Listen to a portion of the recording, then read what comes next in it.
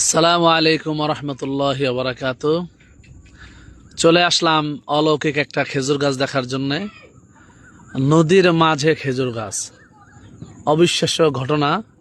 সেটা দেখার জন্য চলে আসলাম আমি এবং আমার বন্ধু, আপনাদের সুপরিচিত যুবকদের হৃদয়ের মানুষ বলা লাগবে না, ঠিক আছে, শহীদ ইসলাম সংক্ষেপে সিদ্দিকী বলেন। সাহেব, আর আমাদের ছোটকালের আর এক দোস্ত, একসাথে পড়ালেখা করেছি, রাসেল ভাই, আর আমি ইব্রাহিম খলিল মাদানি। আমরা চলে আসলাম বিকেলবেলা, যেহেতু বাড়িতে আসছি, আবার শুনলাম নদীর মাঝে নতুন করে খেজুর গাছ উঠছে, তো সেটা তো অবশ্যই দেখা দরকার। তাই ভাবলাম যাই, একা গেলে মজা হবে না, তো বন্ধুদেরকে সাথে করে নিয়ে আসলাম। এই যে আপনারা দেখেন কত সুন্দর, মাশাল্লাহ। শহীদ ভাই আসছে, মাশাল্লাহ, ওনারা নুরানি সবার হাসি। কাছে দোয়া চাই। আমি শারীরিকভাবে অসুস্থ মোটামুটি অনেকদিন পর্যন্ত। আপনাদের কাছে দোয়া চাই, আল্লাহ যেন শেফায় আল্লাহ তাআলা আমার দোস্ত শহীদ ভাইরে পরিপূর্ণ সুস্থ দান করুক। অনেকদিন অসুস্থ ছিল, বুঝতে পারছেন চেহারা দেখে অনেক অসুস্থ ছিল।